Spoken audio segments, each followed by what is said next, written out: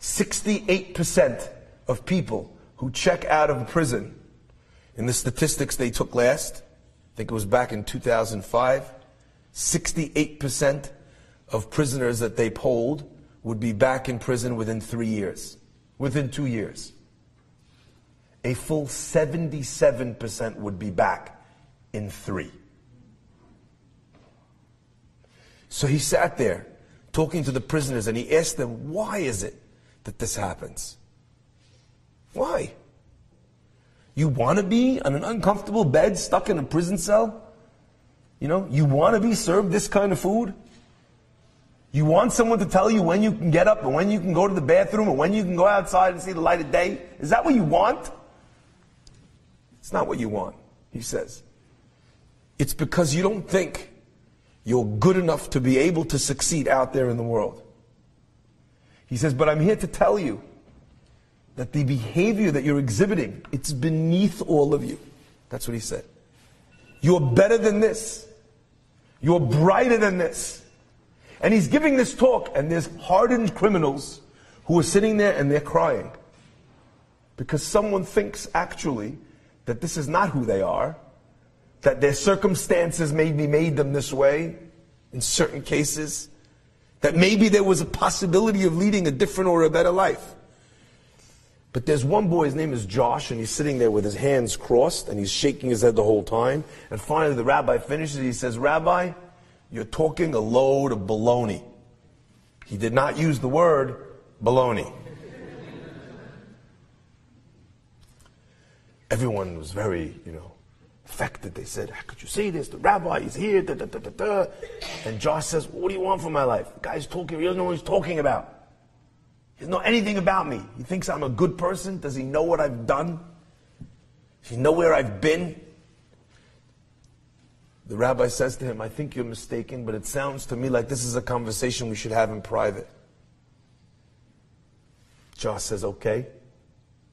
They go out into another room, and Josh starts to tell him about the time when he was 10 years old, when his father checked out, and his mother couldn't care less. And the kids were at home, and they didn't have food, because the mother would just go on drug trips. And they'd be asking neighbors until eventually neighbors called social services. And at the age of 10, he says, my sister and I were sent into foster care.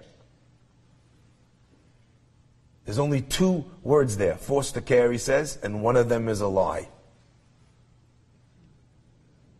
From the first house I went to, I was sent to a house where they had 7 children, and he was fostering another 5. Only reason why they had us was because they would get the foster check. My parents, he said, my foster parents wouldn't give us any food. If there was any food at all, moldy bread, a little bit of something, whatever they had in the house, and then we would be sent off to school. I didn't dare ask for any extra food, he said, because I'd get beaten by my father, or even beaten by my foster mother.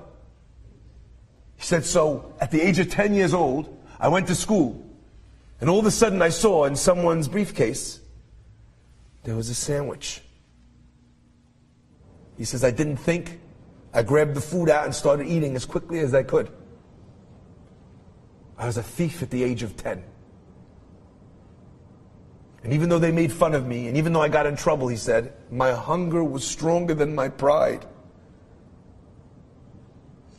What started off as sandwiches eventually got worse. Until one day, after the principal called my parents in because I'd stolen something a little bit more valuable, my mother gave me the beating of my life. And that night, he says, I grabbed whatever I could from the house that I thought I'd be able to sell, stuffed it into my briefcase, my school knapsack, and I ran away. And he looked at the rabbi with tears in his eyes and he says, Rabbi, no one ever came looking for me. They carried on cashing the check, happy that they had one less mouth to feed. And now I'm on the streets. He says, and I got good. Stealing watches, stealing beepers, stealing phones, whatever I could get my hands on. 6 times I've been in prison, he says, Rabbi. He says, I've seen the worst side of the world. And I've seen the worst side of myself. He says, and I don't actually believe that there's another side of me. Rabbi Twersky is sitting there the whole time quiet. Finally he finishes. And Rabbi Twersky says, "You're wrong." He says, "Remember the last time you were in a jewelry store looking at the diamond necklace?" And instantly his face, he blushes. Rabbis called him out. He says, "Yes." He says, "Do you think it started out like that? Someone somewhere was down in a mine and saw a lump, black as coal, covered in mud. And what was it? It was a 10-carat diamond. But using your logic, what would you do? You'd step right past it, toss it in the garbage. All it took was for someone to pick it up, to realize its worth, and to spend a little bit of time polishing off all the soot and the garbage and the muck upon it. And then it took someone to cut a couple of painful facets into its side, for the person to cut something out of himself, to do a little teshuvah, a little psalm, a little bit of a tefillah, a little bit of mammon, to give a little bit away of himself, to cut pieces off, because that's how diamonds shine. They take a piece off of themselves. If you leave the diamond in its fullest amount, yes, there's more of it. But it's pointless in that shape, in that form. And he says, if you're willing to do that, you'll start to see that there's a diamond there too. And Josh, by now, is silenced. It's the first time someone's taken the time to talk to him about him like this.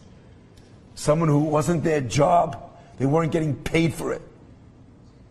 And Josh checks in and starts working. And slowly but surely, my dear friends, he does a turnaround. 2 years go by.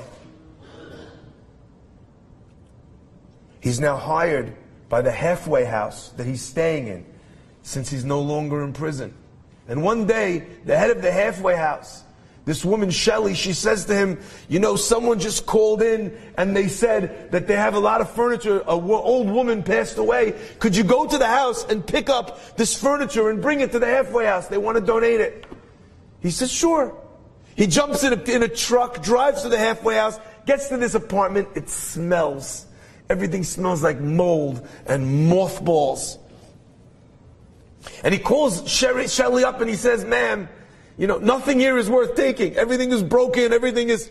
And the woman says to him, she says, "You know, just take it. They're going to feel bad that we didn't want anything. Just take whatever. Take a few things. Tell them we don't need the rest." Josh looks around. He finds the things that are the least broken, that are the least disgusting. He finds one couch, a small couch. He finds one end table, and he finds one rocking chair. He says, "This is all that we need." And they say, "Really? You don't need more?" What do they want? They just want him to clear the apartment. He says, "No, this is all we need. Thank you very much." He's dragging these things down the stairs. Pivot. Okay. He goes all the way down, puts it into the truck, and drives with all this stuff. It's practically falling apart already. He drags it upstairs into the halfway house. The rocking chair, the end table, which by now is already sawdust is coming out of it. He pulls the couch up himself up the stairs, and he drags it into the corner. And as he drags it into the corner, he hits a part in the floor, and he can hear a spring go toing. So he picks up the cushion to straighten out the spring to see if the couch is even worth keeping. And he sees a cloth wrapped up amongst the springs. He reaches his hand in, pulls it out, and unfolds it. And he sees bills stacked with rubber bands, 20s, 50s, hundreds. And he counts slowly, quietly, making sure nobody sees. His heart is racing. It's $3,200. For someone like this, it's a gold mine. Nobody knows. The family just wanted to give it away. And they get away with it.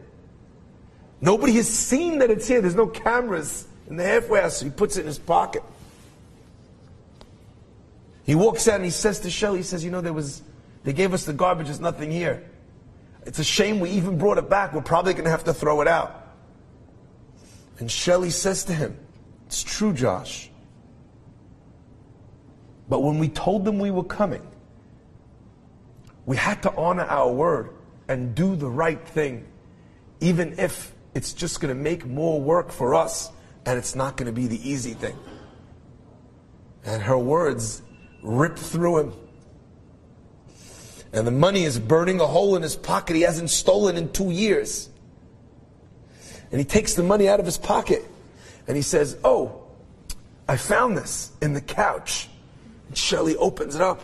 She says, "What do you mean? There's $3,200 here." He says, "I know. It must be the old woman's. We should return it to the inheritor, to the people for the inheritance." She says, "Wow, I can't believe it. I knew your whole life all you did was steal. And here you are with a chance. No one knew that you had it. You're giving it back." And Josh says, we got to do the right thing even when it's not the easy thing. Mamon mimenu. She calls up Rabbi Twersky to say, "I just want to tell you about what your student, what your charge has done today." Rabbi Twersky comes to meet him, gives him a big hug, and he says, "I guess we finally polished our diamond." This is a man who was thrown into prison for 27 months for stealing shampoo and a t-shirt from Walmart. This is a man who took every chance he had to swipe 5-finger discount. But a time comes where someone sees that there's light in him. Someone chooses to light him up, and in that moment, Rabotai, he becomes someone special. You've just experienced another Torah class brought to you by TorahAnytime.com.